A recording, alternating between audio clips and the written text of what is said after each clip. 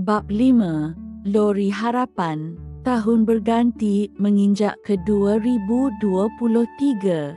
Amirul sudah tidak lagi menjejakkan kaki ke syarikat korporat yang pernah menjadi medan perjuangannya. Kini, dia berdiri di hadapan sebuah lori kecil terpakai. Hasil simpanan selama 2 tahun yang dikumpul dengan sabar dan tekad. Lori itu tidaklah sempurna. Cat luarnya sudah pudar, menampakkan kesan cuaca dan usia. Tayarnya sedikit haus dan ada calar kecil di sisi pintu. Namun bagi Amirul, ia bukan sekadar kenderaan. Ia adalah tapak pertama impian, lambang kebebasan dan titik mula kehidupan yang ingin dibina dengan tangan sendiri. Dia mengusap perlahan badan lori itu seolah-olah menyentuh masa depan yang masih kosong tetapi penuh harapan.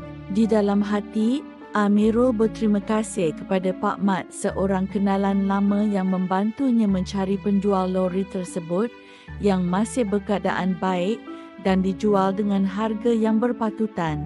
Di bawah cahaya pagi yang lembut, lori itu kelihatan seperti sahabat setia yang menunggu untuk bergerak. Bukan hanya membawa barang, tetapi membawa cita-cita, maruah dan impian seorang anak muda yang pernah diketepikan. Namun tidak pernah patah semangat. Mak, lori ni tak besar, tapi cukup untuk sambal mak jalan jauh. Rena tersenyum, tangan di pinggang, mata berkaca. Dia tidak pernah minta anaknya buka restoran, tapi dalam diam, dia simpan doa. Transformasi lori. Amirul ubah suai bahagian belakang lori menjadi dapur mini dan kaunter jualan. Meja lipat dan kerusi plastik disusun setiap pagi di lokasi jualan. Menu yang dijual di atas lori tersebut ringkas sahaja. Ditulis di papan kayu berserta harga. Nasi lemak sambal Suryani, kopi kampung pekat, kuih tradisional, seri muka, kari pap, pulut panggang. 4 kepada gerai lori itu diberi nama sambal dan kopi. Ditulis dengan tangan di papan kayu, digantung di sisi lori. Rutin baru. 6 kepada 00 pagi. Rina sudah mula memasak sambal dalam kuantiti yang banyak di dapur rumah dengan dibantu oleh suaminya. 6 kepada 00 pagi. Amirul dan bapanya menyusun barang jualan ke dalam lori dan kemudian Amirul dan bapanya menggerakkan lori ke lokasi depan kilang, stesen L, R, T dan pasar pagi. 6:30 hingga 9:30 pagi. Jualan bermula. Pelanggan mula kenal gerai bergerak itu. 10 kepada 00 pagi.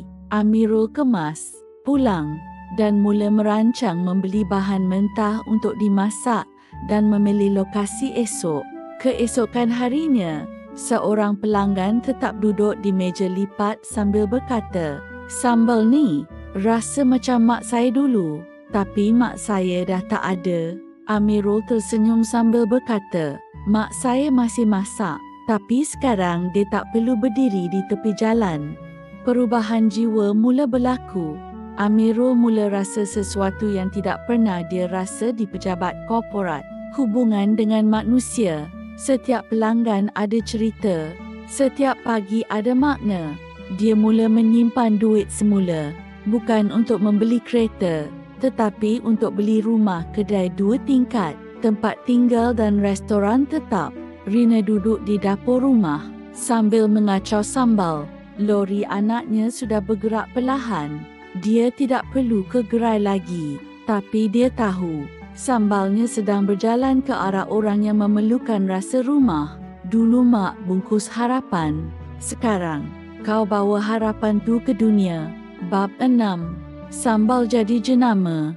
Tahun 2024. Sudah hampir setahun Amirul menggerakkan lori kecilnya ke pelbagai lokasi sekitar Sungai Buloh, Kota Damansara dan Shah Alam. Setiap pagi, dia susun meja lipat, buka payung kain dan letak papan kayu bertulis sambal dan kopi. Dia berdepan pelbagai cabaran, namun tidak pernah berputus asa. Pernah satu ketika, dia diugut oleh abang kawasan agar membayar wang perlindungan secara paksa. Namun, dengan keteguhan hati dan sokongan pihak berkuasa, masalah itu akhirnya berjaya diselesaikan melalui perbincangan yang adil dan berhemah. Pelanggan mula bertambah dari hari ke hari. Ada yang datang kerana bau sambal, ada yang datang kerana kopi kampung yang pekat dan berasap. Tapi ada satu pelanggan yang mengubah segalanya. Kisah mula viral. Pada satu pagi, seorang food blogger muda bernama Aina singgah ke gerai lori itu secara tidak sengaja. Dia beli nasi lemak dan kopi, duduk di kerusi plastik dan mula rakam video ringkas. Sambal ni rasa macam tangan mak yang tak pernah berhenti berdoa di atas dasar untuk menyokong peniaga kecil yang berkualiti tanpa disuruh atau dibayar. Aina memuat naik video itu ke TikTok dan Instagram. Dalam masa 48 jam, ia mencecah 120,000 tontonan.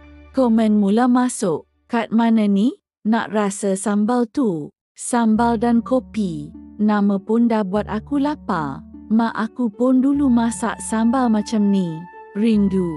Sejak hari itu, jualan nasi lemak dan kopi meningkat 3 kali ganda dalam seminggu. Amirul mula terima tempahan catering untuk pejabat dan majlis kecil. Amirul mengajak beberapa kenalannya untuk membantu. Media tempatan mula hubungi Amirul untuk sesi temu bual. Seorang wartawan menulis artikel bertajuk Dari Dapur Flat ke Lidah Rakyat, Kisah Sambal dan Maruah. Rina pula seperti biasa masih masak sambal setiap pagi, tetapi kini dibantu oleh 2 staf muda yang dilatih Amirul. Dia tidak perlu ke gerai, tidak perlu angkat tong, tidak perlu berdiri lama. Amirul memberitahu ibunya, "Mak, sambal mak sekarang ada hashtag." Ibunya bertanya, "Hashtag tu apa?" Amirul menjawab, "Tak apa. Yang penting, orang rasa." Rina berkata, "Dulu mak masak sebab nak bayar sewa. Sekarang mak masak sebab orang rindu rasa rumah." Di dalam lori, Amirul gantung gambar ibunya semasa masih muda, sedang masak sambal di dapur lama. Di bawah gambar itu, dia tulis, "Warisan bukan benda lama. Ia benda yang masih hidup. Kalau kita jaga, bersambung ke bab yang akan datang."